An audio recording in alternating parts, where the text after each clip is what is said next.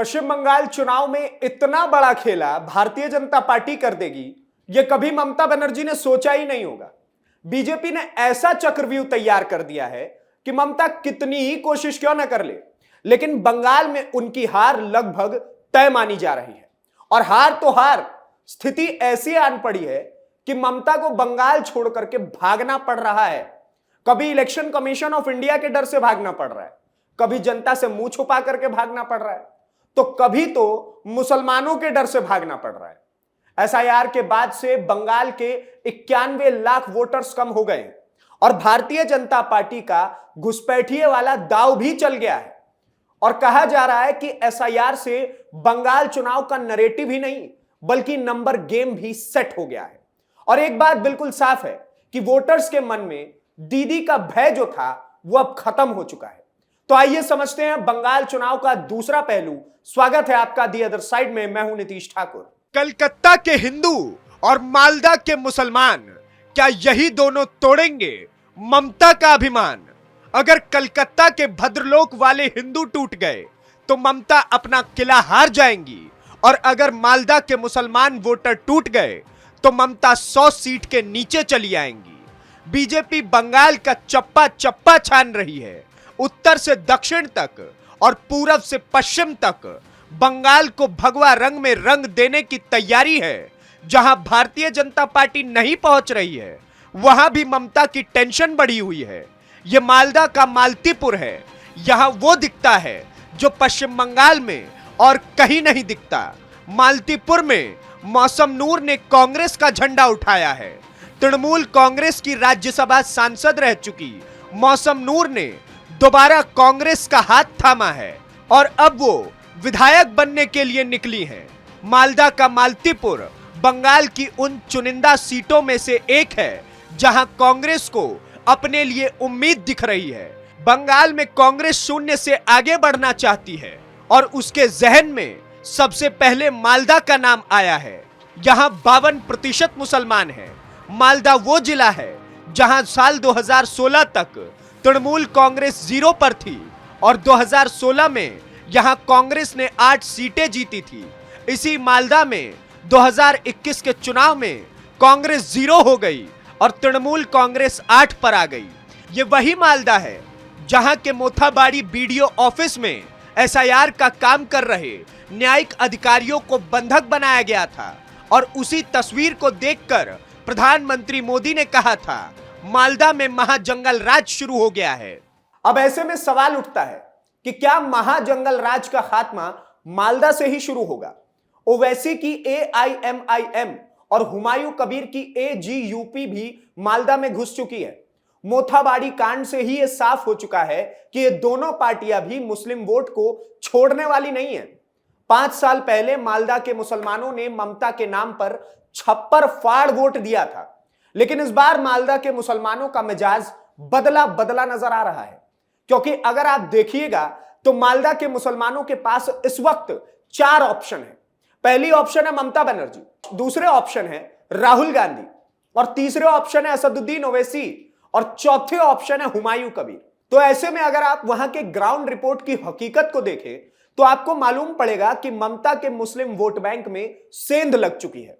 कुछ मुसलमान ओवैसी के साथ है, कुछ राहुल के साथ, कुछ हुमायूं कबीर के साथ। तो ऐसे में वोट बंटने से सबसे बड़ा नुकसान तृणमूल और ममता बनर्जी का ही है। और मालतीपुर में 70% मुसलमान है और केवल 30% ही हिंदू है।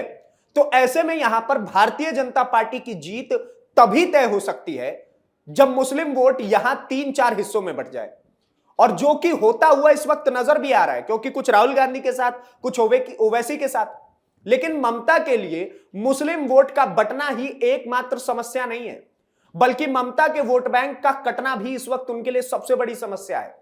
बंगाल चुनाव में पहला वोट पड़ने से 15 दिन पहले ममता बनर्जी पर एसआईआर का कहर टूटा। ममता बनर्जी जिन वोटर्स को अपना बताती हैं, ऐसे 27 लाख वोटर्स को चुनाव आयोग ने वोटर लिस्ट से बाहर कर दिया है। इन्हें मिलाकर कुल 90,83,000 वोटर्स कम हो गए हैं। इसका सबसे बड़ा धक्का ममता बनर्जी को लगा है। जिन इलाकों में ममता का कोर मुस्लिम वोटर ज्यादा है वहां सबसे ज्यादा वोट कटे हैं। मुर्शिदाबाद में जहां 70% मुसलमान हैं, वहां 4,55,000 वोटर कम हुए हैं। मालदा जहां 52% मुसलमान है, वहां 2,39,000 वोटर घट गए हैं। उत्तरी दिनाजपुर में 50% मुसलमान है, वहां 1,76,000 वोटर कम हुए हैं। उत्तर 24 परगना जहां 26% मुसलमान है, वहां 3,25,000 वोटर घटे हैं। 91 लाख वोटर कटने से पिछले चुनाव के पैटर्न बेमानी हो गए हैं। इस बार का मुकाबला क्लोज फाइट वाला होगा, जिसमें एडवांटेज भारतीय जनता पार्टी के पाले में चला गया है। 2021 के चुनाव में ममता बनर्जी ने क्लियर कट विक्ट्री हासिल की थी। तृणमूल को भारतीय जनता पार्टी के मुकाबले 10% ज्यादा वोट मिले थे। 114 सीटों पर तृणमूल की जीत का मार्जिन 10% से ज्यादा था। भारतीय जनता पार्टी के लिए 35 सीटें हाई मार्जिन वाली सीटें थी, यानी जिन सीटों पर जीत का मार्जिन 10% से ज्यादा था, वैसी 35 सीटें भारतीय जनता पार्टी ने जीती थी। और आप समझिए, अगर 2021 के चुनावों में सिर्फ 1,92,000 वोट इधर से उधर हो जाते तो 58 सीटों का रिजल्ट बदल जाता। जिन सीटों पर ममता को जीत मिली थी, वहां भारतीय जनता पार्टी जीत जाती। एसआईआर ने यह इक्वेशन बिल्कुल अलग थलग कर दिया है, क्योंकि अब 1,92,000 वोटों को इधर उधर नहीं करना, खुद 92 लाख वोटर्स गायब हो चुके हैं। ममता बनर्जी गुस्से में इसलिए दिख रही हैं क्योंकि एसआईआर ने चुनाव की डायनामिक्स को पूरी तरीके से बदल दिया है। अब जरा बात करते हैं ओपिनियन पोल्स की। बंगाल चुनाव को लेकर अभी तक कई ओपिनियन पोल्स जारी हो चुके हैं, जिन्होंने ममता बनर्जी की नींदें उड़ा करके रखी हुई हैं। उसमें बताया गया है कि संख्या इस प्रकार से है कि भारतीय जनता पार्टी के कार्यकर्ता तो खूब जोश में आ गए हैं, पर ममता के कार्यकर्ता सोच रहे हैं कि यही सही समय है ममता का साथ छोड़ करके भारतीय जनता पार्टी का हाथ पकड़ लेने का। आइए आपको बताते हैं कि इन सर्वे और ओपिनियन पोल्स में ऐसे क्या नंबर्स आ गए हैं कि ममता बनर्जी छोड़ करके भागने को तैयार हो सकती है बंगाल को। एसआईआर में वोटर्स की संख्या कम होने के बाद वोट वाइब्स ने बंगाल का अनुमान निकाला है। इसके मुताबिक तृणमूल कांग्रेस 159 से 169 सीटें जीत सकती है, भारतीय जनता पार्टी 120 से 130 सीटें जीत सकती है और अन्य के खाते में 3 से 7 सीटें आ सकती है। वही बात अगर मैटराइज ओपिनियन पोल की करें तो तृणमूल कांग्रेस 140 से 160 सीटें जीत सकती है, भारतीय जनता पार्टी 130 से 150 सीटें जीत सकती है और अन्य के खाते में 8 से 16 सीटें जा सकती हैं। बंगाल चुनाव में 15 दिन बाद पहला वोट पड़ेगा। राजनीतिक हवा बदलने के लिए एक दिन भी काफी होता है। एसआईआर के बाद अभी तो बयार बहनी शुरू हुई है, नतीजा तो 4 मई को चौंकाने वाला होगा। मालदा, ममता और मोदी बैटल ऑफ बंगाल का अब एक निर्णायक मोड़ आ चुका है, क्योंकि इस युद्ध में अब सबसे बड़े योद्धा की एंट्री हो चुकी है और उस राजनीतिक योद्धा का नाम है नरेंद्र मोदी। जिस मुस्लिम वोट बैंक के दम पर ममता बनर्जी बंगाल के ऊपर नागिन की तरह कुंडली मार करके बैठी हुई थी और कहा करती थी कि मुसलमानों से उन्होंने हिंदुओं को बचा रखा है, वरना मुसलमानों को एक सेकंड नहीं लगता हिंदुओं को खत्म करने में। अब उसी मुस्लिम वोट बैंक की नरेंद्र मोदी ने धज्जियां उड़ा करके रख दी है। और बात अगर हिंदू वोट की करें तो मालदा में जुडिशियल ऑफिसर्स के साथ हुई घटना ने हिंदुओं के दिलों में एक डर भर दिया है और वो डर है सुरक्षा का डर। मालदा बंगाल के हिंदुओं के एकीकरण का टर्निंग पॉइंट बन चुका है और वही दूसरी तरफ इलेक्शन कमीशन ने तो खुलेआम ममता बनर्जी को चेतावनी दी है कि अगर इस बार गुंडागर्दी हुई तो अंजाम ठीक नहीं होगा। इलेक्शन कमीशन ने ट्वीट किया और लिखा कि चुनाव आयोग की तृणमूल कांग्रेस को 2 टूक। पश्चिम बंगाल में इस बार चुनाव भय रहित, हिंसा रहित, धमकी रहित, प्रलोभन रहित, छापा रहित, बूथ एवं सोर्स जामिंग रहित होकर के ही रहेगी। तो इससे आप समझ जाइए कि ममता के लिए इस बार गुंडागर्दी करके चुनाव जीतना मुश्किल ही नहीं बल्कि नामुमकिन हो गया है। तो कुल मिलाकर बंगाल की सियासी जंग में तस्वीर अब बिल्कुल वैसी नहीं रही है जैसी कुछ समय पहले तक नजर आती थी।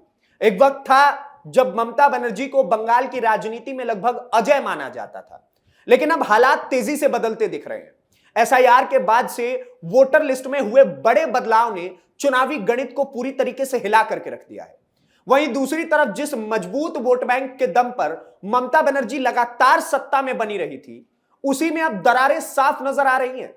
मालदा, मुर्शिदाबाद, उत्तरी दिनाजपुर और उत्तर 24 परगना जैसे इलाकों में जिस तरह से वोटों की कमी आई है, गिरावट हुई है, उसने तृणमूल कांग्रेस की चिंता और ज्यादा बढ़ा दिया है।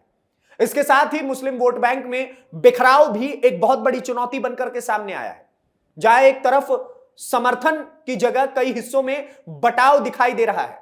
एआईएम, कांग्रेस और अन्य क्षेत्रीय दलों की एंट्री ने इस समीकरण को और ज्यादा जटिल बना करके रख दिया है। वहीं दूसरी तरफ भारतीय जनता पार्टी भी इस बार कोई कसर छोड़ती हुई नजर नहीं आ रही है। बूथ स्तर तक की तैयारी और आक्रामक रणनीति के साथ वो हर उस सीट पर पकड़ मजबूत करने की कोशिश में है जहां पिछली बार अंतर बहुत कम रह गया था। ओपिनियन पोल्स ने भी इस मुकाबले को और ज्यादा दिलचस्प बना दिया है, जहां आंकड़े साफ इशारा कर रहे हैं कि इस बार की लड़ाई सीधी और कांटे की हो सकती है। 2021 की तरह एक तरफा नतीजे की संभावना कम दिख रही है और यही वजह है कि सियासी पारा इस वक्त बंगाल का लगातार चढ़ता जा रहा है। चुनाव आयोग की सख्ती ने भी इस बार चुनाव को अलग ही दिशा दे दी है, जिससे वो फैक्टर भी कमजोर पड़ता दिख रहा है जिस पर पहले अक्सर सवाल उठते रहते थे।